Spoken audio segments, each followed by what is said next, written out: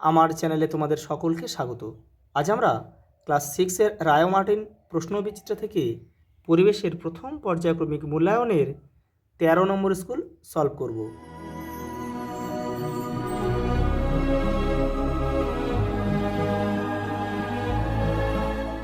দেখো প্রথম প্রশ্ন, কোন গাছ থেকে রজন পাওয়া যায়? পাইন। এখানে শাল গাছ লিখলেও হবে, শাল গাছ থেকেও কিন্তু পাইন পাওয়া যায়। স্বর্ণলতায় যে পুষ্টি পদ্ধতি দেখা যায় সেটা হচ্ছে পরজীবী। দেখো মিথজীবী দেখা যায় কিন্তু লাইকেন বা অ্যাজোলা থেকে মিথজীবী দেখা যায়। মৃতজীবী দেখা যায় ছত্রাকদের দেহে, কিন্তু ছত্রাকরা মৃতজীবী। আর পতঙ্গভুক হচ্ছে কলসপত্রী উদ্ভিদে কিন্তু পতঙ্গভুক পুষ্টি দেখা যায়।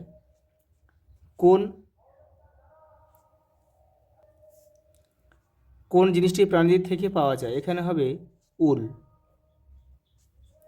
পাউরুটির গায়ে ফুটো থাকে কারণ পাউরুটি তৈরির সময় কার্বন ডাইঅক্সাইড উৎপন্ন হয়, এই যে নির্গত হয়, CO2 কার্বন ডাইঅক্সাইড নির্গত হয়।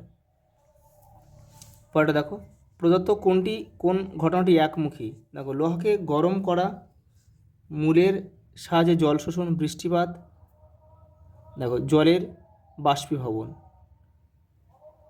এটা হচ্ছে একমুখী, জলের বাষ্পীভবনটা হচ্ছে একমুখী।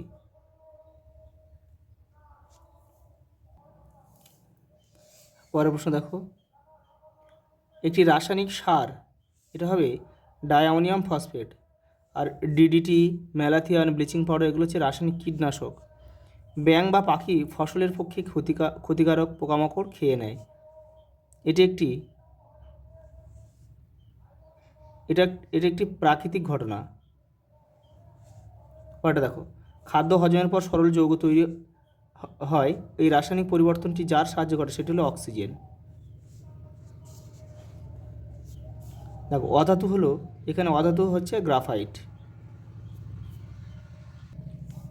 পরেরটা দেখো, আর্জেন্টাম হলো, এটা হচ্ছে কপার সিলভার, সিলভার রাসায়নিক নাম, এটা ল্যাটিন নাম।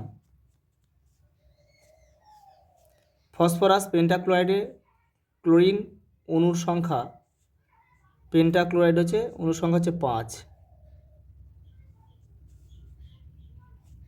পরিস্রাবণ প্রক্রিয়ায় ফিল্টার কাগজে পড়ে থাকা কঠিন পদার্থকে কি বলে?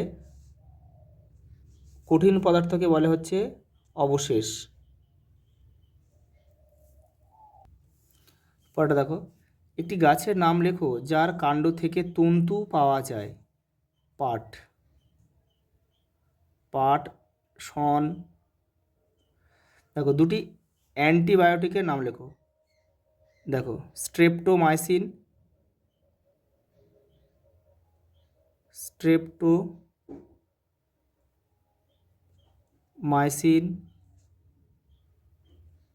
Penicillin,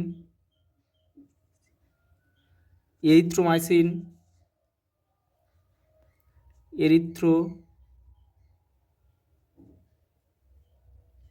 erythromycin. দেখো সত্য বা মিথ্যা লেখো। গাছের তৈরি খাবারে সৌরশক্তি রাসায়নিক শক্তিতে পরিণত হয়ে খাদ্যে আবদ্ধ থাকে, এটা সত্য।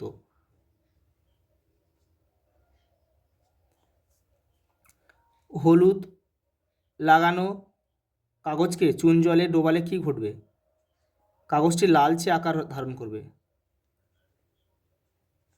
লালচে বর্ণ ধারণ করবে। কার্বন টেট্রাক্লোরাইড ও হাইড্রোজেন সালফাইডের সংকেত লেখো। দেখো কার্বন টেট্রাক্লোরাইড হবে CCl4, আর হাইড্রোজেন সালফাইডের সংকেত হচ্ছে কি H2S। চিনির মধ্যে, পরেরটা দেখো, চিনির মধ্যে কোন কোন মৌলের পরমাণু থাকে? কার্বন থাকে, কার্বন, আর থাকে হাইড্রোজেন থাকে, আর থাকে অক্সিজেন।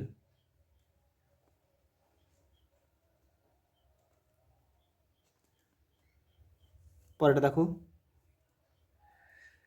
প্লাটিনাম ও ক্রোমিয়ামের চিহ্ন লেখো। প্লাটিনামের চিহ্ন হচ্ছে পি টি, পিটা বড় হাতের, টিটা ছোট হাতের। আর দেখো ক্রোমিয়ামের চিহ্ন কি সি আর, সি আর।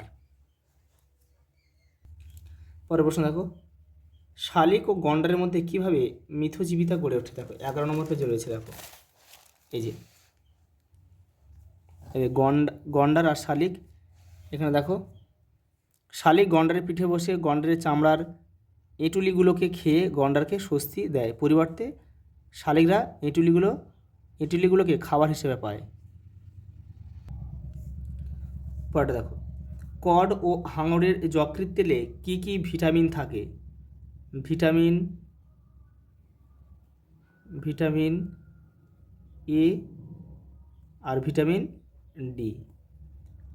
এই যকৃৎ তেলের উপকারিতা লেখো। তোমাদের বইয়ের 15 নম্বর পেজে দেখো উত্তরটা রয়েছে। দেখো এই যে এখান থেকে তোমাদের লিখতে হবে, আমাদের হাড় দাঁত মজবুত করতে সাহায্য করে দুটো ভিটামিন। কড মাছের যকৃতের তেলে প্রচুর পরিমাণে ভিটামিন, দেখো ভিটামিন এ আর ভিটামিন ডি থাকে। তাছাড়া ভিটামিন এ আমাদের চোখ ভালো রাখতে সাহায্য করে। পরেরটা দেখো, বর্ষাকালে আগে চাষের জমিতে পাওয়া যেত, কিন্তু বর্তমান রাসায়নিক কীটনাশক ব্যবহারের ফলে পাওয়া যায় না, এমন কয়েকটি মাছের নাম উল্লেখ করো। দেখো বেলে মাছ, খলসে, পুঁটি, ন্যাদোস,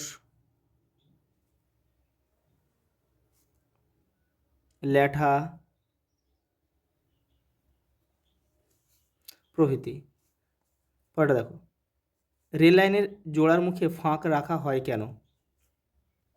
এই তোমরা এখান থেকে লিখবে, এটা 60 নম্বর পেজে রয়েছে, রায়ান মার্টিন।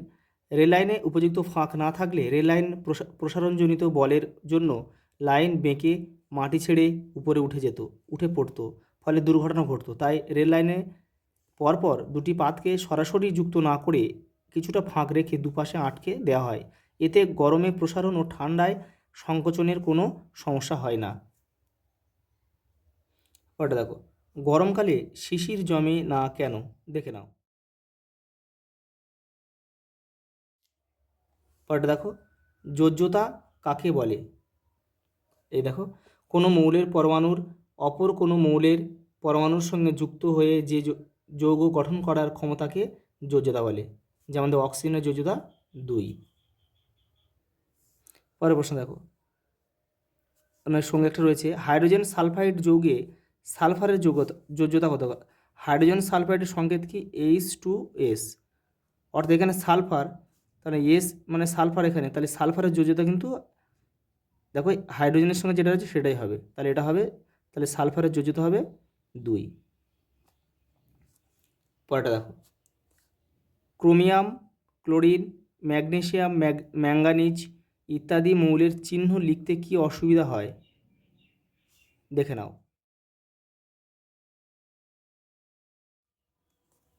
লাস্ট প্রশ্ন দেখো, চিনিকে জলে গুলে দেওয়ার পর আর দেখতে পাওয়া যায় না কেন, দেখে নাও। রায়ান মার্টিন 96 পেজে রয়েছে। দেখো, জলে গোলার আগে চিনির যে দানাগুলোকে দেখতে পাওয়া যায় সেগুলো অণু নয়। লক্ষ লক্ষ চিনির অণু জোটবদ্ধ হয়ে যে সমষ্টি তৈরি করেছিল তাকেই চিনির দানারূপে ধরা হয়। জলে গোলার সময় জল সেই সমষ্টি থেকে চিনির অণুগুলোকে বিচ্ছিন্ন করে দেয়, ফলে চিনির অণুগুলি জলের মধ্যে মিশে দ্রবণের সর্বত্র ছড়িয়ে পড়ে। দেখো, বিচ্ছিন্ন হওয়ার পর চিনির অণুগুলো এতই ছোট যে তাদের চোখে দেখা যায় না। আজ এই পর্যন্ত, দেখা হবে পরের ভিডিওতে।